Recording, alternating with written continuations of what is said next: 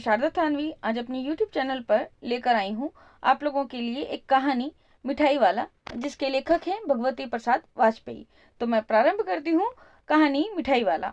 बहुत ही मीठे स्वरों के साथ वह गलियों में घूमता हुआ कहता, बच्चों को बहलाने वाला, खिलौने वाला।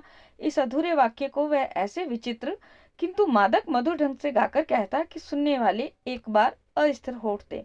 उसके स्नेहाभिषिक्त कंठ से फूटा हुआ उपयुक्त गान सुनकर निकट के मकानों में हलचल मच जाती।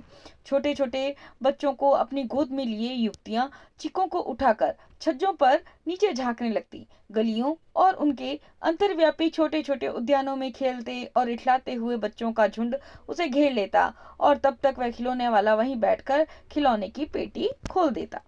बच्चे खिलौने देख पुलकित हो उठते। वे पैसे लाकर खिलौने का मोल भाव करने लगते। पूछते, इन इचका दाम क्या है? और इचका। खिलौने वाले बच्चों को देखता और उनकी नन्ही नन्ही उंगलियों से पैसे ले लेता और बच्चों की इच्छा अनुसार उन्हें खिलौने दे देता। खिलौने लेकर बच्चे फिर उछलने कूदने लगते और तब खिलौने वाला फिर उसी प्रकार गाकर कहता, बच्चों को बहलाने वाला, खिलौने वाला।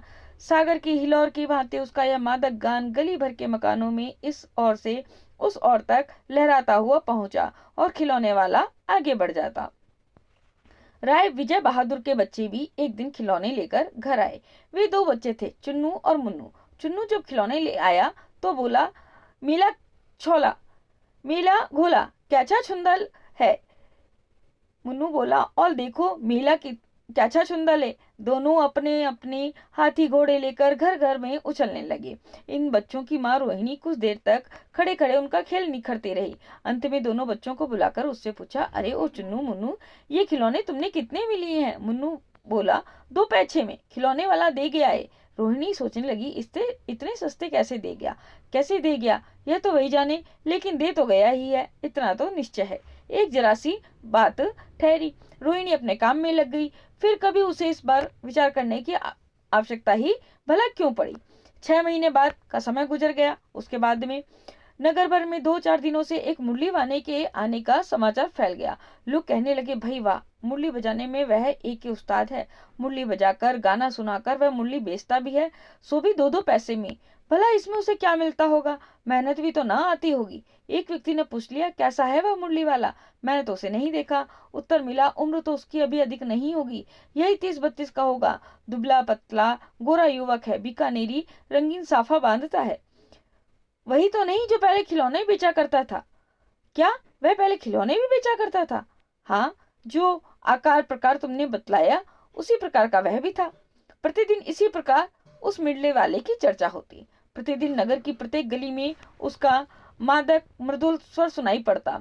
बच्चों को बहलाने वाला, मुरलिया वाला। रोहिणी ने भी मुरली वाले का यह स्वर सुना। तुरंत ही उसे खिलौने वाले का स्मरण हो आया।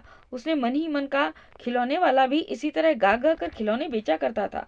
रोहिणी उठकर अपने पति विजय बाबू के पास गई। जरा उस मुरली वाले को तो बुलाओ तो, चुन्नू मुन्नू के लिए ले लूं, क्या पता वह फिर इधर आए ना आए।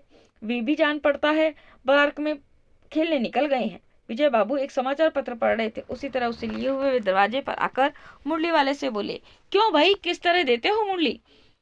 किसी की टोपी गली में गिर पड़ी, किसी का जूता पार्क में ही छूट गया और किसी की सोथनी यानी कि पजामा की ढीली होकर के लटक आई है। इस तरह दौड़ते हाँफते हुए बच्चों का झुंड वहां पर आ पहुंचा जहाँ मुरली वाला था।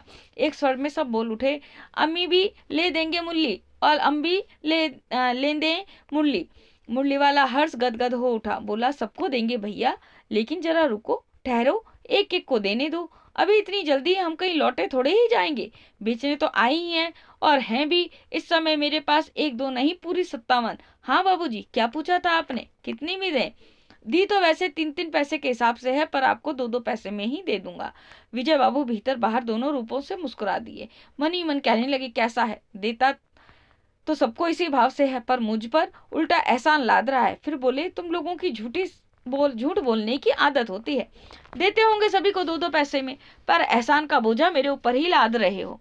मुरली वाला एकदम अप्रतिभ हो उठा, बोला, आपको क्या पता बाबूजी कि इनकी असली लागत क्या है? यह तो ग्राहकों का दस्तूर होता है कि दुकानदार चाहे हानि उठाकर ये चीज क्यों ना बेचे, पर ग्राहक यही समझते हैं दुकानदार मुझे लूट रहा है। आप भला काहे को विश्वास करेंगे, लेकिन सच पूछिए तो बाबूजी असली दाम 2 ही पैसा है। आप कहीं से 2 पैसे में मूल्य नहीं पा सकते। मैं तो पूरी 1000 बनवाई थी, तब मुझे इस भाव पड़ी है। विजय बाबू बोले, अच्छा मुझे ज्यादा वक्त नहीं है, जल्दी से दो ठो निकाल दो। 2 मुरलियां लेकर विजय बाबू फिर मकान के भीतर घुस पहुंच गए।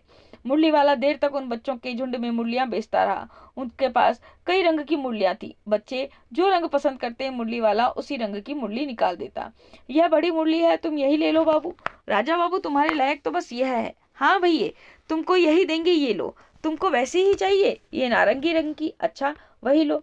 ले आए पैसे? अच्छा ये लो तुम्हारे लिए, मैंने पहले से ही निकाल रखी थी। तुमको पैसे नहीं मिले? तुमने अम्मा से ठीक तरह से मांगे ना होते। धोती पकड़कर पैरों में लिपटकर अम्मा से पैसे मांगे जाते हैं बाबू। हाँ फिर जाओ, अब की बार मिल जाएंगे। दुअन्नी है तो क्या हुआ, ये लो पैसे वापस लो। ठीक हो गया ना हिसाब? मिल गए पैसे? देखो मैंने तरकीब बताई। अच्छा अब तो किसी को नहीं लेना है, सब ले चुके। तुम्हारी माँ के पास पैसे नहीं है? अच्छा तुम भी यह लो। अच्छा तो मैं अब चलता हूँ। इस तरह मुरली वाला फिर आगे बढ़ गया। आज अपने मकान में बैठी हुई रोहिणी मुरली वाले की सारी बातें सुनती रही। आज भी उसने अनुभव किया, बच्चों के साथ इतने प्यार से बातें करने वाला फेरी वाला कभी पहले नहीं आया। फिर वह सौदा भी कैसा सस्ता बेचता है, भला आदमी जान पड़ता है। समय की बात है, जो बेचारा इस तरह मारा मारा फिरता है, पेट जो ना कराए सो थोड़ा। इसी समय मुरली वाले का क्षीण स्वर दूसरी निकट की गली से सुनाई पड़ा। बच्चे को बहलाने वाला मुरली वाला। रोहिणी इसे सुनकर मन ही मन कहने लगी, और स्वर कैसा मीठा है इसका। बहुत दिनों तक रोहिणी को मुरली वाले का वह मीठा स्वर और उसकी बच्चों के प्रति स्नेहासिक्त बातें याद आती रहीं। महीने आए और चले गए, फिर मुरली वाला न आया। धीरे धीरे उसकी स्मृति भी क्षीण हो गई। 8 मास बाद सर्दी के दिन थे। रोहिणी स्नान करके मकान की छत पर चढ़कर आजानुलंबित केस राशि सुखा रही थी। इसी समय नीचे की गली में सुनाई पड़ा बच्चों को बहलाने वाला मिठाई वाला। मिठाई वाले का स्वर उसके लिए परिचित था। झट से रोहिणी नीचे आई। उस समय उसके पति मकान में नहीं थे। हाँ, उनकी वृद्धा दादी थी। रोहिणी उनके निकट आकर बोली, दादी चुन्नू मुन्नू के लिए मिठाई लेनी है, जरा कमरे में चलकर ठहराओ तो। मैं उधर कैसे जाऊं, कोई आता न हो, जरा हटकर, मैं भी चिक्की ओट में बैठी रहूंगी। दादी उठकर कमरे में आकर बोली, ए मिठाई वाले इधर आना। मिठाई वाला निकट आ गया। बोला, कितनी मिठाई दूं माँ?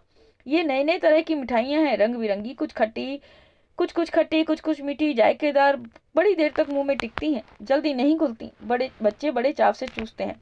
इन गुणों के सिवा ये खांसी भी दूर करती हैं। कितनी दूं?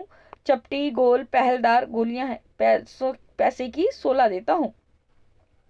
दादी बोली, 16 तो बहुत कम होती हैं, भला 25 तो देते। मिठाई वाला, नहीं दादी, अधिक नहीं दे सकता, इतना भी देता हूँ। यह अब मैं तुम्हें क्या, खैर मैं अधिक ना दे सकूंगा। रोहिणी दादी के पास ही थी। बोली, दादी फिर भी काफी सस्ता दे रहा है, 4 पैसे की ले लो, यह पैसे रहे। मिठाई वाला मिठाइयाँ गिनने लगा। तो 4 की दे दो। अच्छा 25 नहीं, सही 20 ही दे दो। अरे हाँ, मैं बूढ़ी हुई, मोल भाव अब मुझे करना आता भी नहीं है। कहते हुए दादी के पोपले मुंह से जरा सी मुस्कुराहट भी फूट निकली। रोहिणी ने दादी से कहा, दादी इससे पूछो, तुम इस शहर में और भी कभी आए थे या पहली बार आए हो? यहाँ के निवासी तो तुम हो नहीं। दादी ने इस कथन को दोहराने की चेष्टा की ही थी कि मिठाई वाले ने उत्तर दिया, पहली बार और भी कई बार आ चुका हूँ। रोहिणी चिक्की आड़ से ही बोली, पहले यही मिठाई बेचते हुए आए थे या कोई और चीज? मिठाई वाला हर्ष, संशय और विस्मय आदि भावों में डूबकर बोला, इससे पहले मुरली लेकर आया था और उससे पहले खिलौने लेकर। रोहिणी का अनुमान ठीक निकला। अब तो वह और भी अधिक कुछ बातें पूछने के लिए अस्थिर हो गई। वह बोली, इन व्यवसायों में भला तुम्हें क्या मिलता होगा? वह बोला, मिलता भला क्या है, यही खाने भर को मिल जाता है, कभी नहीं भी मिलता है, पर संतोष, धीरज और कभी कभी असीम सुख जरूर मिलता है, और यही मैं चाहता भी हूँ। सो कैसे, वह भी बताओ।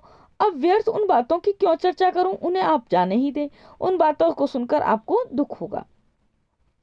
जब इतना बताया है तब और भी बता दो, मैं बहुत उत्सुक हूं, तुम्हारा हर्जा ना होगा। मिठाई मैं और भी कुछ ले लूंगी। अतिशय गंभीरता के साथ मिठाई वाले ने कहा, मैं भी अपने नगर का एक प्रतिष्ठित आदमी था।